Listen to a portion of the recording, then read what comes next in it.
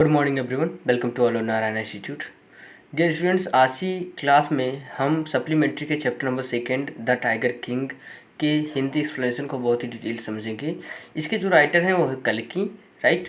और उससे पहले मैं आपको बता दूं, अगर आप यूपी एमपी बिहार या फिर सीबीएसई बोर्ड एग्जाम 2024 के लिए प्रिपेयर कर रहे हैं, क्लास 9th 10th 11th या 12th में हैं और चाहते हैं अपने इंग्लिश सब्जेक्ट की प्रिपरेशन अच्छे से करना और आने वाले बोर्ड एग्जाम में 24 में 95 प्लस मार्क्स स्कोर करना, तो तुरंत चैनल को सब्सक्राइब कर लीजिए ताकि आप भी यहाँ से अपनी तैयारी करके अच्छे से 95 प्लस मार्क्स स्कोर कर सकें। ये देर नहीं करते हुए शुरुआत करते हैं आज की क्लास का।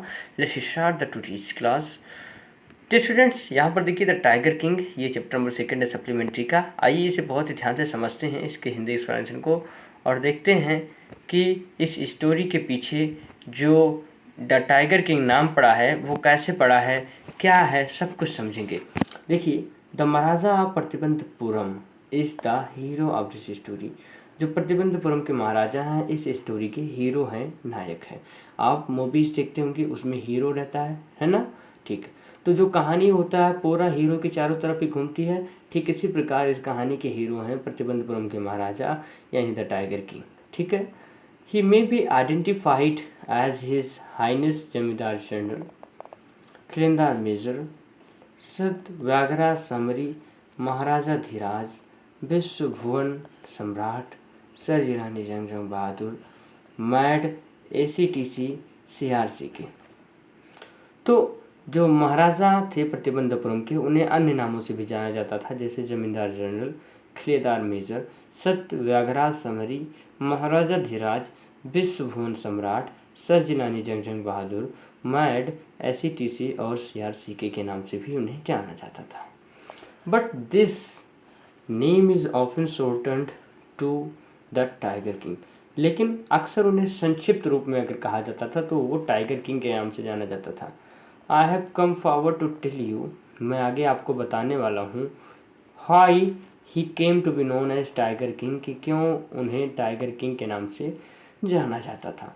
आई have no intention of pretending to advance, मेरा ऐसा कोई भी इरादा नहीं है, ठीक है, मेरा ऐसा कोई भी इरादा नहीं है। To advance only to end in a strategic withdrawal, कि मैं अंत में योजनाबद्ध तरीके से वापस आ जाऊंगा, यानी इस कहानी को बंद कर दूंगा। Even the threat of a Stuka bomber, यहाँ तक कि एक स्टूका बॉम्बर एक विमान होता है जिससे बम वर्षा होती है, जिसे बमवर्षक कहते हैं, ठीक है।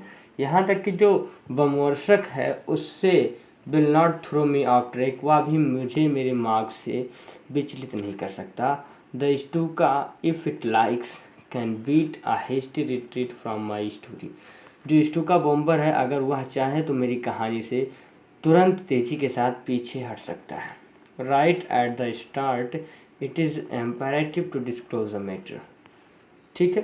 प्रारंभ में it is imperative to disclose the matter, यानी इस मैटर को, ठीक है, डिस्क्लोज करना, प्रकट करना महत्वपूर्ण है, of whittle importance about the tiger king, जो कि टाइगर किंग के बारे में बहुत ही महत्वपूर्ण तथ्य है। Everyone who reads of him will experience the natural desire, जो कोई भी इनके बारे में पढ़ता है उसे एक स्वाभाविक रूप से एक इच्छा होती है to meet a man of his indomitable courage, कि वह ऐसे व्यक्ति से मिले, ठीक है, जो कभी हार नहीं मानता था, फेस टू फेस यानी आमने सामने मिले। But there is no chance of its fulfilment, लेकिन इसके पूरा होने के कोई भी अवसर नहीं है। एज भरता से टू रामा, जिस प्रकार भरत ने राम भगवान से कहा था, क्या कहा था, अबाउट दशरथ, दशरथ के बारे में।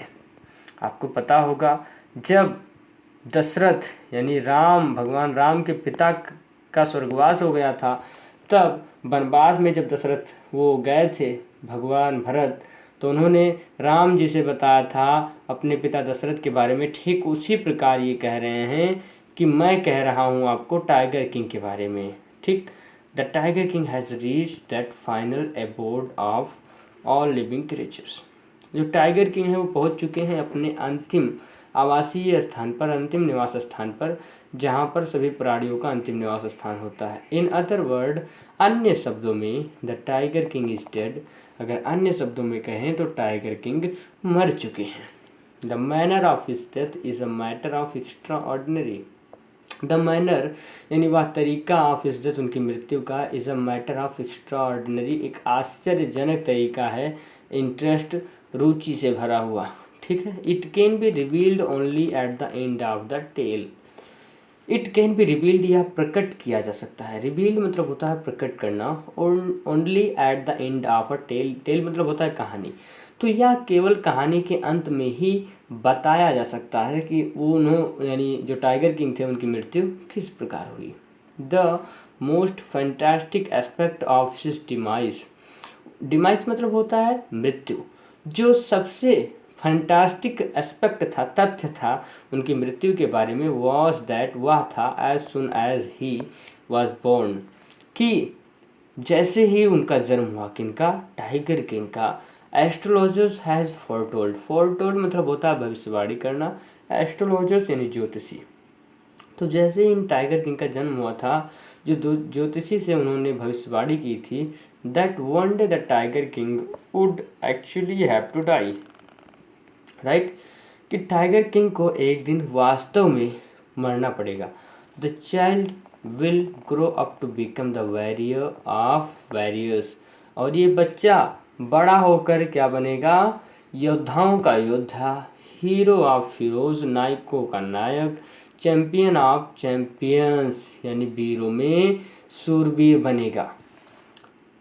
But they bit there lips and swallowed hard, लेकिन उन्होंने अपने इस लिप को, अपने जुबान को, अपने होठ को दबा लिया, एंड swallowed हार्ड, और अपनी बात को रोक लिया, when compelled to continue, और जब उन्हें मजबूर किया गया बात कहने के लिए, the astrologers came out with it, तो एस्ट्रोलॉजर ने कहा कि दिस इज़ अ सीक्रेट, यह एक प्रकार का रहस्य है, which should not be revealed at all, जिसे बिल्कुल भी प्रकट नहीं किया जा सकता, and yet we are forced, और यदि हमें बाध्य किया जाता है बताने के लिए, टू स्पीक आउट यानी बताने के लिए, the child born under this star, तो मैं बताऊंगा, यानी जब उन्होंने कहा यदि मुझे बाध्य किया जाता है तो मैं बताऊंगा, तो फिर क्या बताया गया, उन्होंने क्या बताया, the child born under this star will one day have to meet its death, ये जो बच्चा है जिसका इस नक्षत्र में जन्म हुआ है,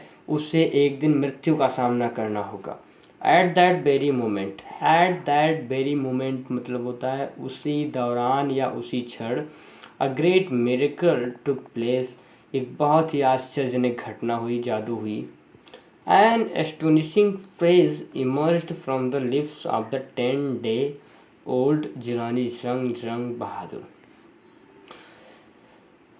एक चौंकाने वाला वाक्यांश, इमर्ज्ड यानी निकला, from the lips of 10 days old Jilani Jung Bahadur, 10 दिन के उस जिलानी जंग बहादुर के मुंह से। ओ वाइज प्रोफेट्स, हे बुद्धिमान संतों, everyone is to transfixed in satisfaction, stupefaction, right, जो प्रत्येक व्यक्ति है, ठीक है, वो एकदम आश्चर्यजनक रूप से देखने लगा। They looked widely at each other and blinked, वे बहुत ही ध्यान से एक दूसरे को देखने लगे और अपनी पलकें झपकाई। ओ वाइज प्रोफेट्स, ओ बुद्धिमान संतों, it was I who spoke, या मैं हूँ जिसने यह बोला है, this time there were no ground for doubt, और इस बार जो संदेह है उसके लिए कोई जगह नहीं था। क्यों? क्योंकि उन्हें पता चल गया था कि ये 10 दिन का बच्चा ही बोला है यह वाक्यांश। डियर फ्रेंड्स, यहाँ पर जो बच्चे होते हैं उन्हें बोलने में कम से कम 2 साल लग जाते हैं, और ये 10 दिन का बच्चा इतनी साफ आवाज़ में बोल रहा था, इसलिए सब आश्चर्यचकित हो गए थे। It was the infant born just 10 days ago, यह वही बच्चा था जिसका जन्म 10 दिन पहले हुआ था। Who had enunciated the word so clearly, जिसने इतने स्पष्ट रूप से इन शब्दों को उच्चारित किया था, बोला था। The chief astrologer took off his spectacled, जो मुख्य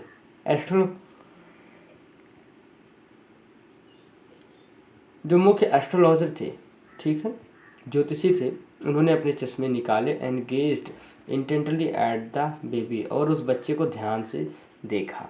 ठीक है, आगे देखते हैं। All those who are born will one day have to die, वो सभी जिनका जन्म हुआ है उन्हें एक दिन मरना पड़ेगा। We don't need your prediction to know that, हमें आपकी भविष्यवाणी की यह जानने के लिए ज़रूरत नहीं है, यह वो बच्चा कहता है। There would be some sense in it if you could tell us the manner of the death, इसमें कुछ तर्क की बात तभी होगी जब आप मुझे बता सकें कि मृत्यु का तरीका क्या होगा, कारण क्या होगा। The royal infant uttered these words in his little squeaky voice,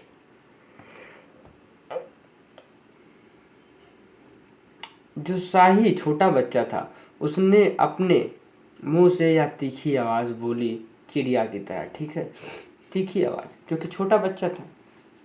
the chief astrologer placed his finger on his nose, जो मुख्य एस्ट्रोलॉजर था, ज्योतिषी था, उसने एक जो उंगलियां हैं अपनी वो अपने नाक पर रख लिए। इन वंडर यानी आश्चर्य से।